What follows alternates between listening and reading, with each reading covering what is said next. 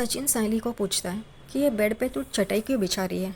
वो कहती है ये बेड हमारा नहीं है, तेजस और रोशनी का है। हमारी तो ये चटाई है ना जिस पे हम सोते हैं, इस वजह से हम अपना बिस्तर लगाएंगे और सोएंगे। और वो बेड पे वो चटाई डालती है और वो दोनों उस पे सोते हैं। बाहर तेजस, उसे नींद नहीं आ रही होती है, मच्छर काट रहे होते हैं यहाँ से वहाँ, एसी नहीं है, इस वजह से उसे परेशानी हो रही होती है। आखिरकार वो उठ के बैठ जाता है। उतने में ही रोशनी पानी का गिलास लेके आती है और उसे कहती है अब तक तुम सोए नहीं हो। वो कहता है नींद नहीं आ रही है, क्या करूँ। और फिर उसे याद आता है ये एसी का बिल, लाइट का बिल, ये सब तो मैं भर रहा हूँ, फिर ये सचिन कैसे अंदर जाके सो सकता है। अभी जाके मैं उठाता हूँ उसे बाहर लाता हूँ। रोशनी उसे कह रही होती है मत जाओ मत जाओ, जाने दो, छोड़ दो, लेकिन नहीं, वो उठ के जा ही रहा होता है। उतने में वो कुर्सी से टकराता है और उसके पैर में चोट लगती है। वो वापस आके बैठ जाता है। रोशनी कहती मैंने कहा था ना, क्यों जाना था तुम्हें, शांति से बैठो ना, सो जाओ ना, एक हफ्ते की तो बात है। वो कहता है एक हफ्ता कैसे सोना है, ये समझ में नहीं आता, और मैं अपने एसी के बगैर, अपने रूम के बगैर नहीं सो सकता। वो कहती है सो जाओ, अब ज़्यादा आनातानी की ना तो देखना। वो रोशनी से कहता है बाबू, ये मेरा बिजनेस ना जब चल पड़ेगा ना तब मैं एक अलग से घर लूँगा, और हॉल में एसी, बेडरूम में, यहाँ तक कि बाथरूम में भी एसी लगाऊंगा। ये सुन के रोशनी चौंक जाती है। वो कहती है अलग से घर, ऐसा फिर कभी मत कहना। मैं अकेली रह चुकी हूँ अपने परिवार से अलग, मुझे पता है उसका दर्द क्या होता है। हम इस परिवार को छोड़ के कभी नहीं जाएंगे, समझे ना। तेजस को कुछ समझ में ही नहीं आता, वो सिर्फ देख रहा होता है। रोशनी कहती है अब चलो सो जाओ। वो आराम से सो जाती है, लेकिन तेजस को नींद नहीं आती है। वैसे ही वो उठ के बैठता है और चश्मा लगा के घड़ी को देखता है तो 6:30 बजे होते हैं। वो कहता है यानी कि मैं सोया ही नहीं। उतने में रेणुका अपने कमरे से बाहर आती है, तभी तेजस उसके पास जाता है। वो कहती है ये रोशनी अभी तक सोई है। वो कहता है हाँ सुन ना, मुझे तुझसे एक बात करनी है, और वो साइड में उसको लेके आता है। तेजस कहता है देखना, मेरी आंखें देख, मेरा चेहरा देख कैसे मुरझा हुआ है, मैं सोया ही नहीं रात भर, यहाँ पे हवा भी नहीं आती। तभी रेणुका कहती है हाँ ये पंखा है ना, ये गर्म हवा छोड़ता है। वो कहता है मैं एसी का बिल भरता हूँ, तो ये सचिन क्यों अंदर जाके रूम में सोएगा। रेणुका कहती है तुझे पता है ना सासूबाई और तेरे बाबा के सामने मैं कुछ बोल नहीं सकती। क्या बात करी है रेणुका, परेश के सामने कभी कुछ नहीं बोलती ही नहीं है, चुपचाप ही रहती है ये तो। तेजस अपनी हालत उसे बोल रहा होता है कि मैं नहीं सो सकता, मुझे वो कमरा चाहिए, तो किसी भी हालत में मुझे वो कमरा दिलवा दे।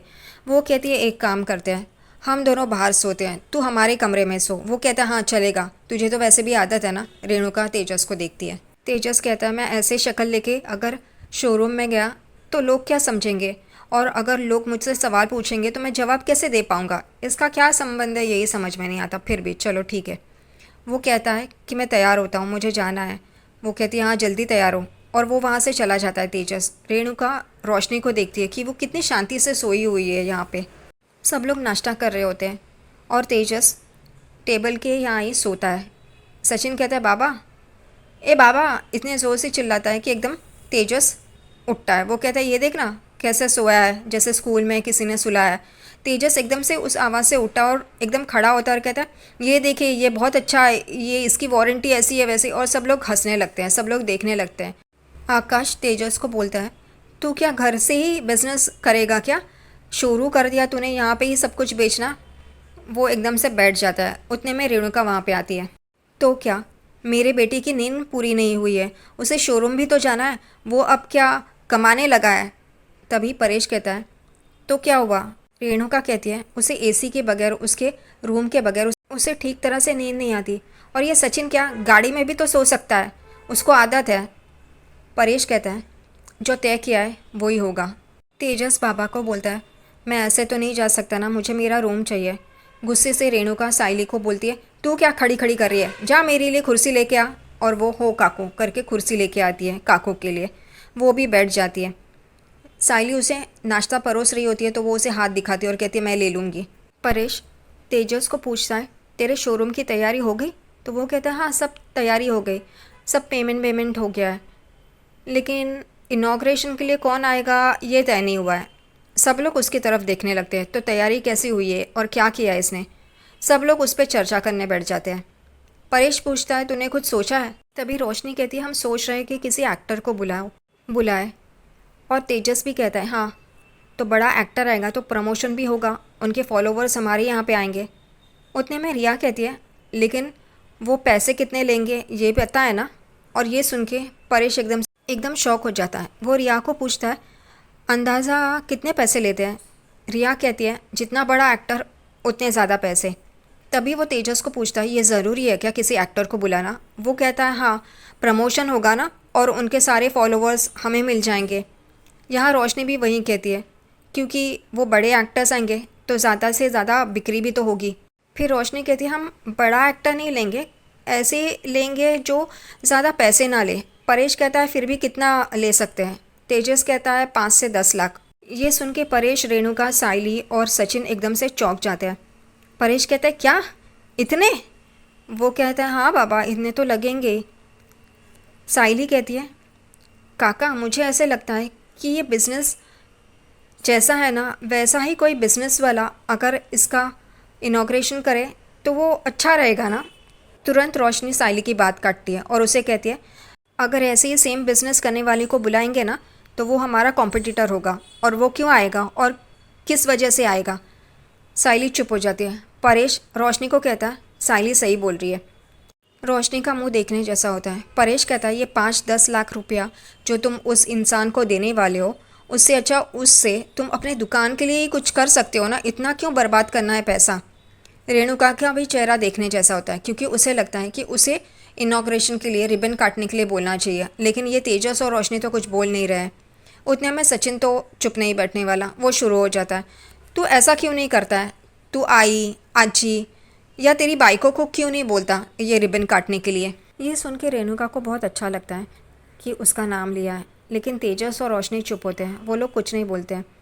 तभी परेश कहता है ये आइडिया तो अच्छा है, तेरी आई को क्यों नहीं बोलता, क्योंकि वैसे भी वो हमेशा तेरा भला ही चाहती है और तेरे पीछे हमेशा रहती है, तेरी खुशी ही देखती रहती है, तो उसका आशीर्वाद बहुत मायने रखेगा।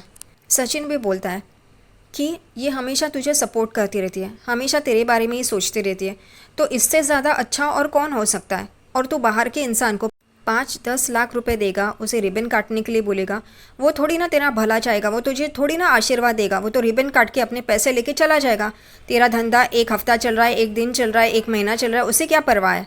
लेकिन तेरी माँ को, आजी को, बाबा को तेरी परवाह है, वो तुझे आशीर्वाद देंगे, तेरा बिजनेस अच्छा चले इस वजह से। और सब लोगों को ये बात समझ में आती है सिवा रोशनी और तेजस के। और रेणुका भी बहुत उम्मीद से देख रही होती है कि ये मुझे बोले रिबन काटने के लिए। रोशनी एकदम से पलटी मारती है और कहती है हाँ ये बात तो सही है, काकू को ही बोलना चाहिए इनॉग्रेशन करने के लिए। ये सुन के सब लोग चौंक जाते हैं। रिया उसे बोलती है कि तुम अचानक से कैसे बदल गई। वो कहती है अचानक से नहीं, लेकिन मैं ये ही सोच रही थी, लेकिन तेजस को कोई एक्टर चाहिए था। तेजस तुरंत बोलता है लेकिन हम रोशनी को कि हमने ये डिस्कस किया था ना। रोशनी एकदम से उसे वहीं पे रोक देती है और कहती है नहीं यही बात सही है कि काकू ही ये रिबन काटेगी। और रेणुका एकदम खुश हो जाती है और उसी खुशी में वो साइली को बोलती है कि साइली बाड़ा मुझे उपमा दे। ये सुन के सचिन एकदम से देखने लगता है और बाकी के लोग भी। यहाँ परेश एकदम अपने छाती पे हाथ रखता है और बोलता है अरे बाप रे मुझे दर्द हो रहा है, दर्द हो रहा है। सब लोग एकदम चौंक के उसे देखने लगते हैं कि क्या हुआ, सच में दर्द हो रहा है क्या कुछ, क्योंकि उसे पहले ही हार्ट अटैक आ चुका है। वो कहता है नहीं नहीं, रेणुका की ये बातें सुन के और वो भी साइली के लिए मुझे एकदम से दर्द शुरू हुआ, वो ऐसे मीठी बात कर सकती है। और रेणुका हंसती है और साइली भी। इनॉग्रेशन का दिन, तेजस की दुकान एकदम सजी हुई है। आज रिबन कटेगी, रेणुका होम गैजेट्स, और जगह जगह पे ऐसे ही पोस्टर्स होते हैं। रेणुका ये सब देख के बहुत खुश होती है कि आखिरकार उसके लाडले की दुकान शुरू हो गई है, वो काम पे तो लग गया। दूसरी तरफ साइली ने ये सारी सजावट की होती है। सचिन उसे कहता है कि तूने पैसे तो लिए ना, उस लाली पाउडर ने तुझे पैसे दिए ना। वो कहती है हाँ हाँ पैसे दिए हैं, क्योंकि ये सारी सजावट साइली करती है। वो यही कह रहा होता है कि ये ऐसे पोस्टर क्यों लगा के रखे हैं इसने, ये खजूर ने अपने। वो कहती रहने दो ना, अब तुम कोई झगड़ा मत शुरू करना। परेश भी यहाँ वहाँ सब दिखा रहा होता है। रेणुका सासू भाई को कुछ बोलने ही जा रही होती है। उतने में सासू भाई यानी कि आजी कहती है कि चलो मुहूर्त निकलता जा रहा है, इनॉग्रेशन करे, रिबन काटे। परेश भी वही कहता है। तभी रेणुका तुरंत बोलती है नहीं नहीं, एक ख़ास मेहमान का इंतज़ार कर रहे, रुकिए रुकिए। और वो ख़ास मेहमान और दूसरा तीसरा कोई नहीं, रिया की माँ होती है। उतने में वो भी आ जाती है और रेणुका उसका स्वागत करती है। और वो लोग अब कहते हैं कि चलो रिबन काटते हैं, और वो लोग अंदर आ जाते हैं। सब लोग, रेणुका, उसका परिवार, सब लोग खड़े होते हैं। रेणुका बहुत खुश होती है कि वो अब रिबन काटेगी। यहाँ परेश कहता है, आई तू रेणुका को वो कैंची देना रिबन काटने के लिए अपने शुभ हाथ से। तभी आजी वो कैंची लेती है, रेणुका को देते वक्त कहती है, वैसे तो तेरी ज़बान ही कैंची की तरह है, लेकिन ले, ये ले। पीछे से सचिन कहता है, उसको अपनी ज़बान से ही काटने देना आजी। सब लोग उसे देखने लगते हैं। आखिरकार रेणुका रिबन काट के वो लोग सब शोरूम में एंटर करते हैं और सब लोग बहुत खुश होते हैं तेजस का शोरूम देख के, और वो पुराना ओनर भी उनके साथ होता है। सब लोग बहुत ही खुश होते हैं। उतने में आजी कहती है, जिसके दुकान है वो कहाँ है? तभी रोशनी कहती है, वो ग्रैंड एंट्री लेने वाला है, इस वजह से वो आता ही होगा। उतने में सचिन मजाक उड़ा लेता है तेजस का कि वो ग्रैंड एंट्री लेगा, यानी कि यहाँ पे वो खजूर उड़ता रहेगा। तेजस कार्तिक से बात कर रहा होता है। वो कहता है कि मैं एंट्री लेता हूँ, तू डॉन का गाना बजा। वो कहता है, हाँ हाँ ठीक है, तू चल, तू जा आगे। वो कहता है ठीक है। तेजस एंट्री लेने जाता है। उतने में ही गाना डॉन का नहीं बजता तो चिकनी चमेली का बजता है, और एकदम से सब लोग देखने लगते हैं। यहाँ पे तेजस का पोपट हो जाता है। उसे किस तरीके से एंट्री लेनी थी और किस तरीके से एंट्री हो गई है। तेजस पीछे मुड़ के कार्तिक को देखता है तो कार्तिक बोलता है, मेरा फ़ोन हैंग हो गया है, अब मैं क्या करूँ। और उतने में सचिन आकाश को इशारा करता है, और आकाश और सचिन दोनों ही डांस करने के लिए वो चिकनी चमेली पे तेजस के सामने आ जाते हैं, और वो दोनों डांस करना शुरू कर देते हैं चिकनी चमेली पे तेजस के सामने। सब लोग हंस रहे होते हैं, रिया, साइली, परेश, आजी। सिर्फ रेणुका और रोशनी को बुरा लग रहा होता है। सब लोग देख रहे होते हैं कि तेजस का कैसे मजाक उड़ रहा है, क्या करने गया था और क्या हो गया। रोशनी तेजस का हाथ पकड़ के उसे वहाँ से लेके आ रही होती है। उतने में जो बीच में स्टूल होता है उस पर तेजस का पैर अटकता है, और वो हमेशा की तरह गड़बड़ा जाता है। सब लोग आगे बढ़ जाते हैं। सिर्फ परेश, रेणुका, आजी, सचिन और साइली वहाँ पे होते हैं। तभी आजी कहती है, ये सच्चा ने बहुत अच्छा काम किया, मुझे चिंता लगी थी ये तेजस का क्या होगा करके। तभी परेश कहता है, हाँ, सचिन ने अगर ये दुकान दिखाई नहीं होती तो ये सब कुछ नहीं होता। आजी और परेश सचिन की तारीफ़ कर रहे होते हैं। साइली को अच्छा लगता है, लेकिन रेणुका को बहुत बुरा लगता है। सचिन कहता है, जाने देना, मैंने क्या किया है, मैंने तो उसे सिर्फ दुकान दिखाई, अब उसका नसीब, वो चलता है नहीं चलता है, वो उसका क्या करता है वो जाने, मैं क्या करूँ। फिर सचिन आजी को बोलता है, मैं तुझे दुकान दिखाता हूँ। वो आजी को लेके वहाँ से चला जाता है। परेश साइली के पास आता है और कहता है, तूने अपनी आई को, जूही को और दिलीप को नहीं बुलाया? वो कहती है, नहीं। तो परेश कहता है, क्यों? तभी रेणुका उन दोनों के पास आती है और कहती है, वो लोग यहाँ पे आके क्या करेंगे, फुकटे हैं, थोड़ी ना कुछ खरीद सकते हैं। मेरी समधन जी देखो, रिया की माँ, 1 लाख 1.5 लाख का तो खरीद के ही जाएंगे, और इसके घर वाले फुकट के यहाँ पे आके एसी की हवा खा के जाएंगे। उनको दूसरा आता ही क्या है, हमेशा बिन बुलाए आते रहते हैं, घर पे भी वैसे ही बिन बुलाए आते हैं। परेश कहता है, रेणुका तू बोलने से पहले कभी कुछ सोचते नहीं है क्या? अब ये परेश को ही सोचना चाहिए कि रेणुका का मुंह कैसे बंद करना है। उसका मुंह तो चलता ही रहता है और परेश उसका कुछ नहीं कर सकता, तो क्यों खामखा बोलता है, यही समझ में नहीं आता। रेणुका वहाँ से चली जाती है। फिर साइली परेश को कहती है, इस वजह से मैंने नहीं बुलाया, क्योंकि घर पे तो अपमान होता ही है, यहाँ पर भी अपमान होगा, और हर बार मैं अपने परिवार वालों का अपमान नहीं सह सकती। परेश साइली के कंधे पे हाथ रख के ठीक है और वहाँ से चला जाता है। उतने में सचिन साइली के पास आता है और साइली को बोलता है, तुझे मिक्सर देखना था ना, वो वहाँ पे है, चल देखते हैं। और साइली सचिन को देख रही होती है। सचिन को शक होता है क्या हुआ करके।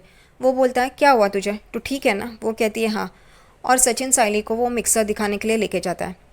दूसरी तरफ यहाँ पे तेजस जिस कुर्सी पे बैठने वाला होता है उस पर कवर होता है, और तेजस को रोशनी कहती है, जाओ अपने जिस कुर्सी पे तुम बैठने वाले हो और ये बिज़नेस संभालने वाले हो उसके पास जाओ, वो तुम्हारी है।